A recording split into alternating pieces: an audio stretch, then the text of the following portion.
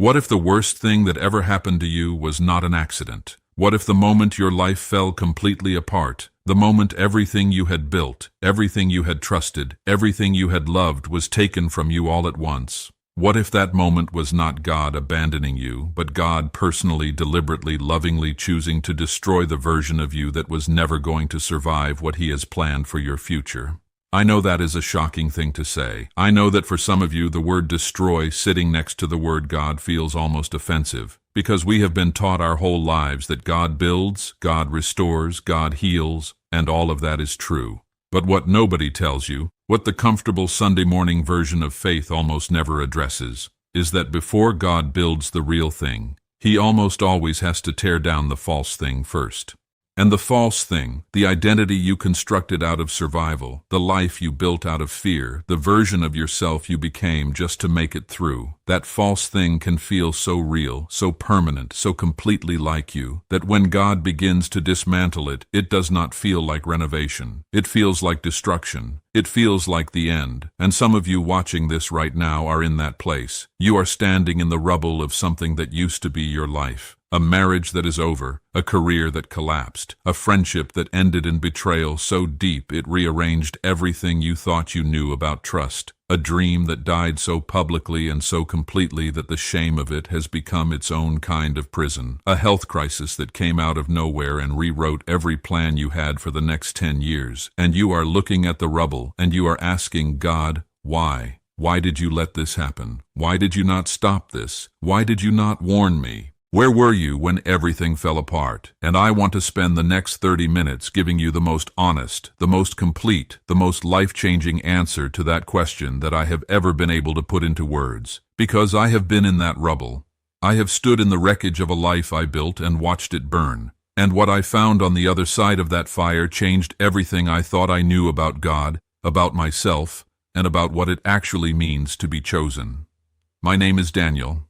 And 5 years ago, in the space of 4 months, I lost my job, my relationship of 6 years ended, my closest friend stopped speaking to me, and my father, the one person in my life who had always believed in me without condition, passed away. 4 months. And by the end of those 4 months, I was living in my sister's spare bedroom at 33 years old, with no income, no relationship, no best friend, and no father. And every single night I would lie in that small dark room and stare at the ceiling and feel something that I can only describe as a complete erasure of self, like I had been deleted, like the person I had spent 33 years carefully constructing, the resume, the relationship, the reputation, the carefully managed image of a man who had things together, had been wiped clean, gone. And in the beginning that felt like pure devastation. But I want to tell you what I discovered in that small dark room, and I want to tell you what I found when everything false had been stripped away, and all that remained was the raw, undefended, unperforming truth of who I actually was. Because what I found there, in that stripped, broken, humiliated place, was the first real encounter with God I had ever had in my life, and it changed everything. Let us start at the beginning. Because to understand why God sometimes has to destroy before He builds, we have to understand something about the nature of the structures we build to survive. Every human being who grows up in an imperfect world, and that is every single one of us, develops what psychologists call a survival self, a version of who we are that is specifically designed not to thrive but to survive, to get through, to manage the pain, the rejection, the uncertainty, the fear that comes with being a fragile human in an unpredictable world. And this survival self is not bad. It is not evil. It is actually quite brilliant. It is the psyche's way of protecting us when we do not yet have the tools to face what we are going through. But here is the problem. The survival self was built for the storms of the past. It was built to navigate the specific landscape of your childhood, your early relationships, your formative wounds. And when those storms pass, when you grow up, when circumstances change, when God begins to call you into a future that is completely unlike your past, the survival self does not automatically update. It keeps running the same programs, the same defense mechanisms, the same strategies, the same ways of relating to people, to God, to yourself. Strategies that worked in the storm they were built for, but that are completely incompatible with the life God is calling you into. And this is the extraordinary mercy behind what feels like destruction. God is not tearing down you. He is tearing down the survival self that has been running your life in your name without your full awareness. He is dismantling the coping mechanisms that have kept you safe, but that have also kept you small. He is breaking down the walls that once protected you, but that have now become your prison. And he has to break them from the outside, because from the inside they feel like your identity. From the inside they feel like you. You cannot dismantle your own prison when you believe the prison is your home. The first thing God destroys is your false sense of security. And I want to be very specific about what I mean by that. Because false security comes in many forms, and most of them are things that are genuinely good in themselves. A relationship can be a source of false security. Not a bad relationship necessarily. Sometimes the deepest false securities are wrapped in genuinely beautiful things. A relationship where you have slowly over time allowed the other person to become your anchor, your identity, your primary source of meaning and worth, so that without them you genuinely do not know who you are. A career can be a source of false security. A job title, a salary, a position. Things that are not wrong in themselves, but that you have allowed to become the primary answer to the question of your value as a human being. A reputation can be a source of false security. The carefully cultivated image of someone who has it together, who is admired, who is respected. An image that you have spent enormous energy maintaining, because underneath it, there is a terror of being seen as you actually are. And God, in His love, will allow every one of these false securities to be removed, not to punish you, not because He is indifferent to the pain of losing them, but because a life built on false security is a life that is always one catastrophe away from complete collapse. And He is building something in you that needs to be catastrophe-proof. Think about a building that has been constructed on a faulty foundation. From the outside, it can look magnificent, tall, impressive, beautifully designed. But if the foundation is wrong, if the ground beneath it is unstable, if the structural core is compromised, then no matter how beautiful the exterior is, the building is always in danger. And the only way to fix a faulty foundation is to go all the way down, to remove everything that has been built on top of it, to expose the ground, to do the work at the deepest level, and then to rebuild, this time correctly, this time with a foundation that can hold the weight of what is being placed on it. Your life is that building, and God is the architect who can see what you cannot see, that the foundation has been wrong, that the structures you have been living in, as beautiful as they looked from the outside, were not built to hold the weight of the life He has planned for you, and so He goes all the way down. The second thing God destroys is your false identity. This one is perhaps the most painful of all because it touches the most fundamental question of human existence: who am I? Most of us, if we are honest, have answered that question by looking outside ourselves. We are what we do. We are what we have achieved. We are what others think of us. We are the roles we play: the parent, the partner, the professional, the friend, the provider, the one who holds everything together. And we have been playing those roles for so long, so consistently, so convincingly, that we have forgotten they are roles. We have forgotten that underneath the performance there is a person. A real, undefended, unperforming person who has been buried under the weight of the identity we constructed.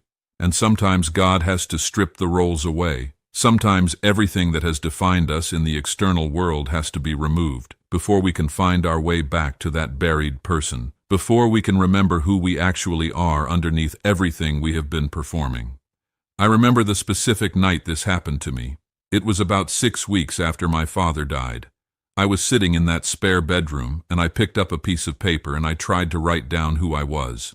Not what I did, not what I had, not how others saw me, just who am I? And I sat there for almost an hour, and I could not write a single word, because every answer that came to mind was an answer that pointed to something that no longer existed. I am a man with a good career, gone. I am a man in a loving relationship, gone.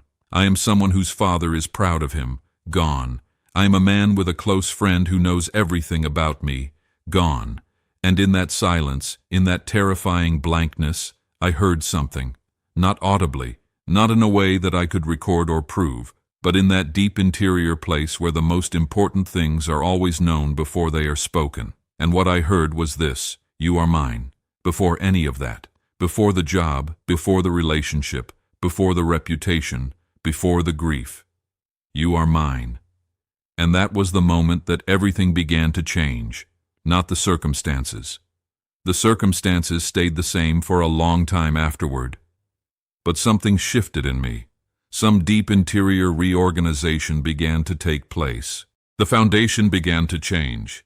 The third thing God destroys is your false version of faith, and this one is going to land differently depending on where you are in your journey. But I believe it is one of the most important things I could say in this entire video. Most of us come to faith, or are raised in faith, with a set of expectations about how faith works. And those expectations are not always wrong, but they are almost always incomplete. We believe that faith means God protects us from the worst things. We believe that faithfulness is rewarded with comfort and safety and things working out the way we planned. We believe that prayer is a mechanism for getting what we ask for, and we build our entire spiritual life on those expectations. And then the worst thing happens anyway. The prayer goes unanswered in the way we wanted. The protection does not come in the way we expected. The faithful person loses the thing they were faithful for. And everything we built our faith on begins to shake. And we experience what mystics across centuries have called the dark night of the soul. A period of profound spiritual disorientation where everything we thought we knew about God and faith and how the universe works is suddenly,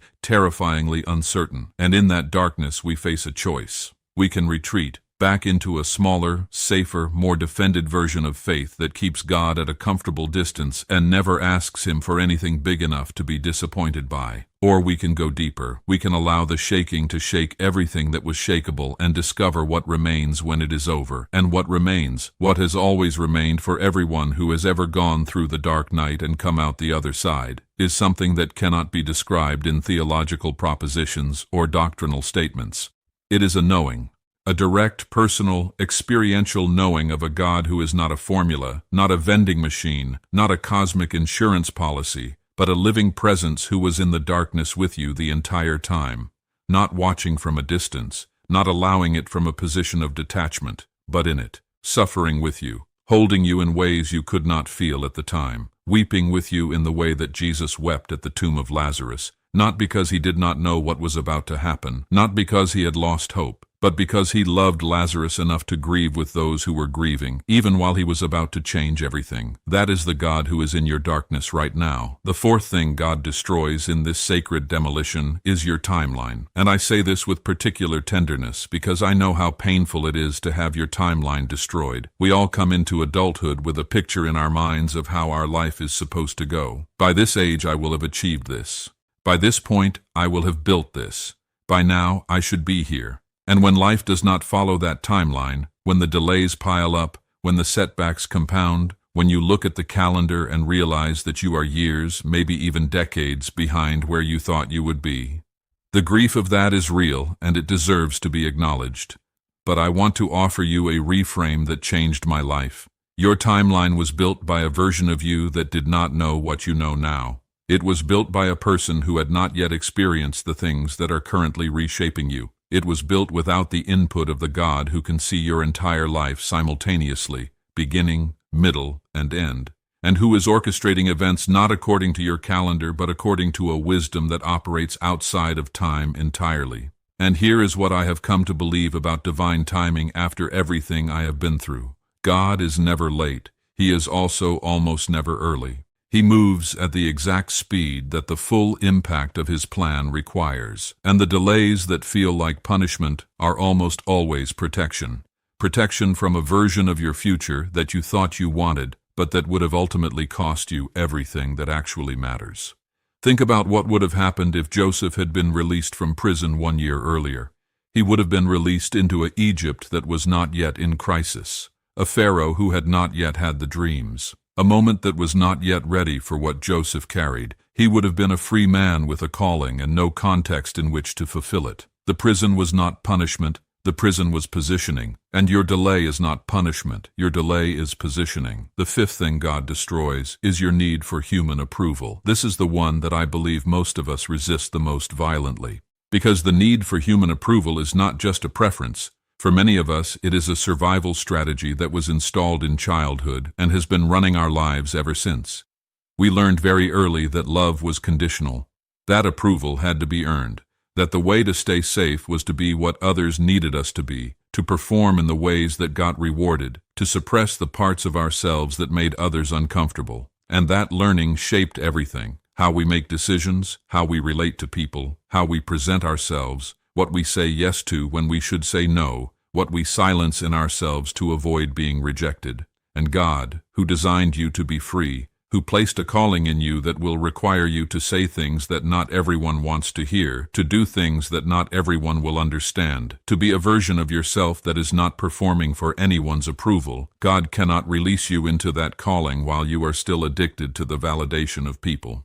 Because the calling will attract both the people who need it and the people who oppose it. And if your stability depends on the approval of others, the opposition will destroy you just as surely as the praise will inflate you. So he allows the approval to be removed. He allows the season where the opinions that used to matter stop coming, where the validation that used to arrive reliably goes quiet, where you are left, sometimes for a long, uncomfortable period, with nothing to stand on except the word that God has spoken over your life. And in that place, in the absence of external confirmation, you have to decide: do I believe what God says about me even when no one else is saying it? Do I trust the calling even when I cannot see evidence that it is real? Do I choose who God says I am over who the silence is suggesting I might be? And the people who answer yes, the people who come through that fire with their identity intact, those are the people who can be trusted with influence, because their influence will not be driven by the hunger for approval.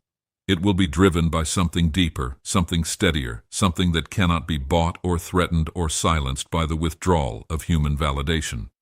The sixth thing, and I think this is the deepest and most mysterious of everything we have talked about, is that God sometimes has to destroy your version of your future to make room for His version of your future. And His version is almost always completely different from what you had planned, not worse. Almost always, from the long view, better. But different in ways that require you to release the dream you were holding before you can receive the one He is offering. I think about the disciples on the road to Emmaus. 2 men walking away from Jerusalem 3 days after the crucifixion.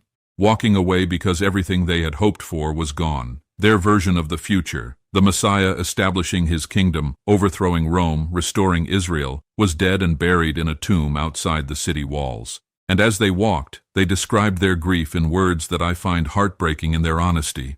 They said, "We had hoped, we had hoped." Those 3 words contain everything about the grief of a destroyed future.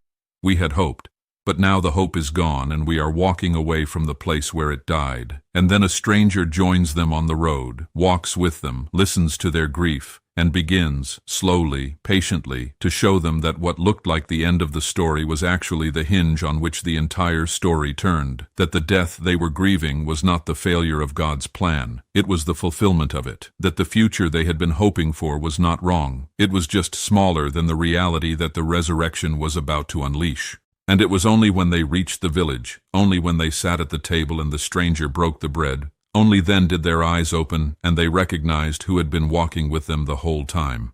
God is walking with you in your grief right now, in the rubble of the future you planned, on the road away from the place where your hopes were buried. He is not distant, He is not silent, He is the stranger who has joined you on the road, and He is about to show you that what looks like the end of your story is actually the hinge on which everything turns. Now I want to spend some time talking about what you actually do when you are in the middle of the destruction, because theology is important, but it is not enough. You need something practical, something to hold on to when the pain is not abstract but immediate and physical and suffocating. The first thing you do is you stop trying to rebuild immediately. This is the most counterintuitive thing I can tell you, and it is also the most important. When our life falls apart, our first instinct is to start rebuilding as quickly as possible, to fill the emptiness, to replace what was lost, to get back to something that feels stable and familiar as fast as we can, and I understand that instinct completely. The rubble is uncomfortable, the emptiness is terrifying, the lack of structure is disorienting in a way that makes every day feel dangerous.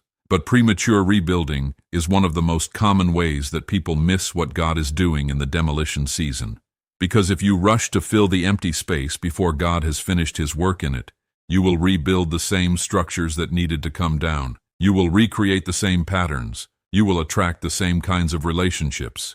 You will step back into the same version of yourself, slightly updated, slightly patched, and wonder, 2 or 3 years later, why you are back in exactly the same place.